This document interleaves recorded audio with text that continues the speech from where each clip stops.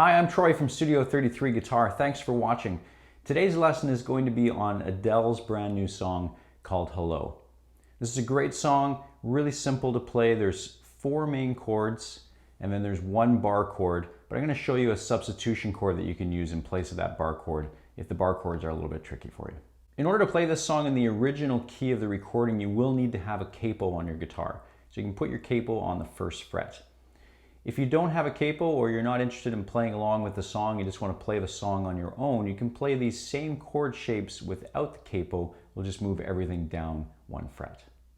Even though the capo changes the name of the chords, technically I'm going to be using the chord shape names when I describe these chords. So I'll talk about an E minor chord, which technically with the capo on there, it's actually an F minor chord. But to keep it simple, I'm just going to use the regular chord shape names. The 4 chords that you're going to need for this song are E minor, G, D, and C. Now if you watch some of the other videos that we have, you'll know that I often play these chord shapes just a little bit different than what you might be used to. For an E minor chord, I would usually play an E minor 7, which would include these 2 fingers up high. For the G major chord, those fingers would stay in that same spot. A lot of times a G major chord is played without that ring finger note. But by including that note, you can make that transition from an E minor 7 to a G just by moving your middle finger. When we play a D chord, we also get to keep that ring finger in that same spot. And then for the C chord, you could play a regular traditional C major chord. But I would typically play a C add 9 chord, which looks like this. And again, those 2 fingers get to stay in that same location. The C add 9 chord is played the same as the G major chord, just these 2 fingers are moved down 1 string. Now there's another video on our other channel, Studio 33 Guitar, that talks specifically about those 4 chords and how to play them if that was a little bit quick and you need a little bit more information. The verse portion of this song is really simple and each chord is only played 1 time.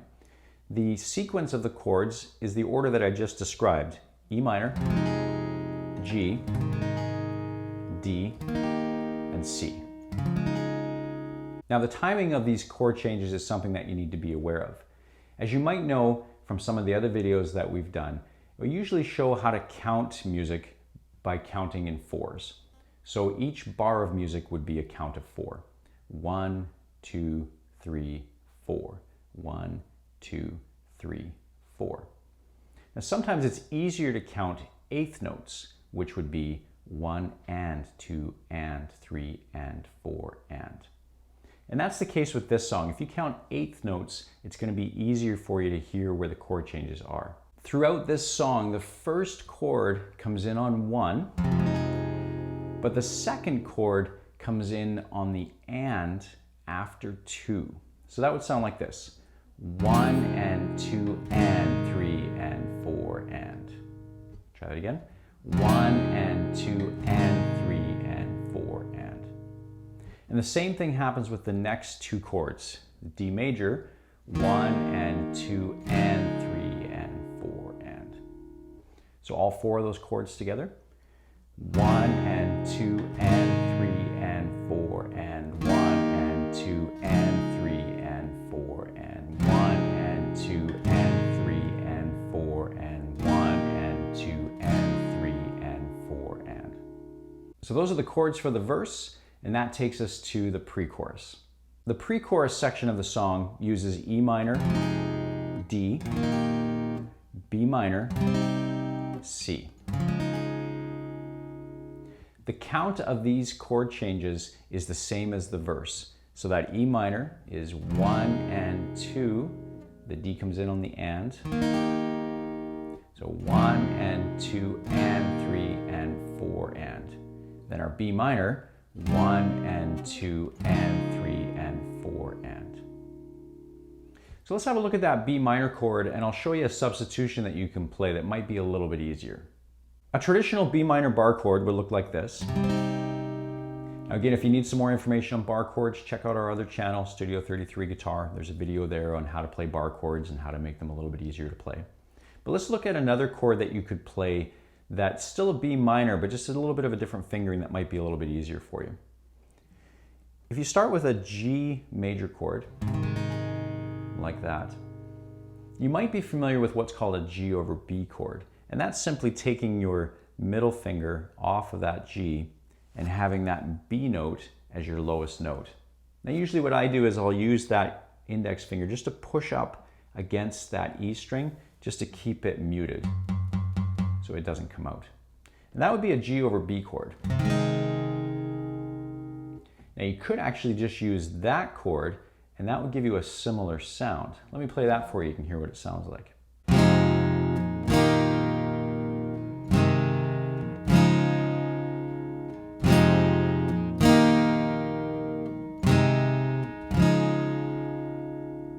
That chord is called a G over B chord, or G/B, as you'll see it written. It'll work as a substitution for the B minor because it has a lot of the same notes as a B minor chord. Now, if you want to make it sound a little bit more minor, we can add in one more note to get more of that minor sound. So let's go back to that G chord. Take that middle finger off. Now our index finger is blocking that E string.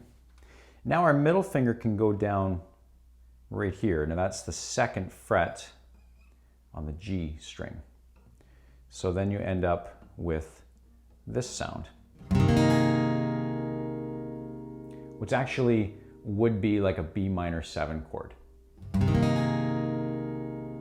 To get to that B minor 7 chord from the D chord, you're just going to raise your index finger up 2 strings and then your middle finger up 2 strings, and that'll give you that B minor 7 shape that I just showed you.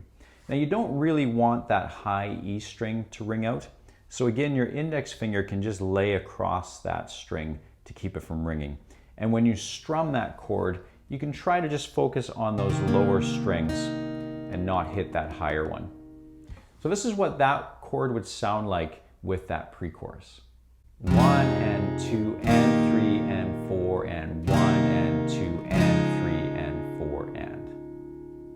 The second half of the pre-chorus goes back to that E minor chord, 1 and 2 and, goes to the D, and then it's going to go straight to that C chord. We're not going to play the B minor chord the second time around. That C chord comes in right on beat 4.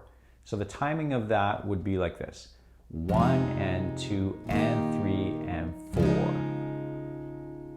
1 and 2 and 3 and 4.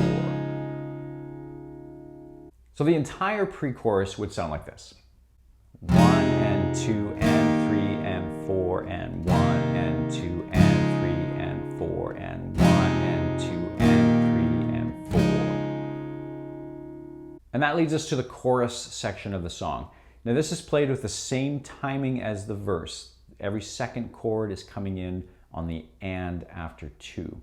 The order of the chords has changed. So now the chords go from an E minor to a C, and then a G, and a D.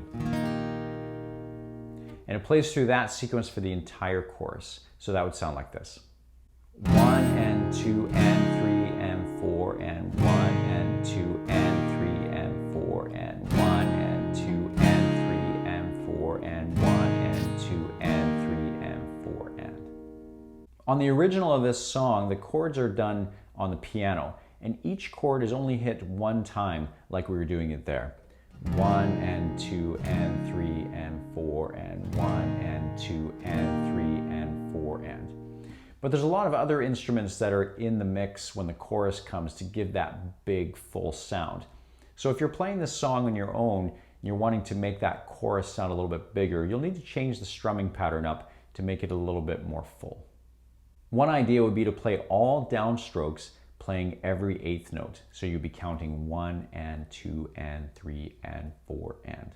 So that would sound like this: 1 and 2 and 3 and 4 and 1 and 2 and 3 and 4 and 1 and 2 and 3 and 4 and 1 and 2 and 3 and 4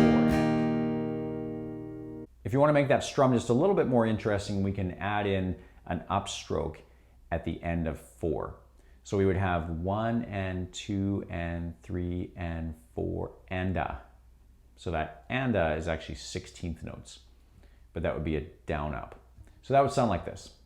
1 and 2 and 3 and 4 and a. 1 and 2 and 3 and 4 and 2 and 3 and 4. 1 and 2 and 3 and 4 and a. You could also do a strum like this. Down, down, up, up, down, up, down, down, up, up, down, up, down, down, up, up, down, up, down, down, up, up, down.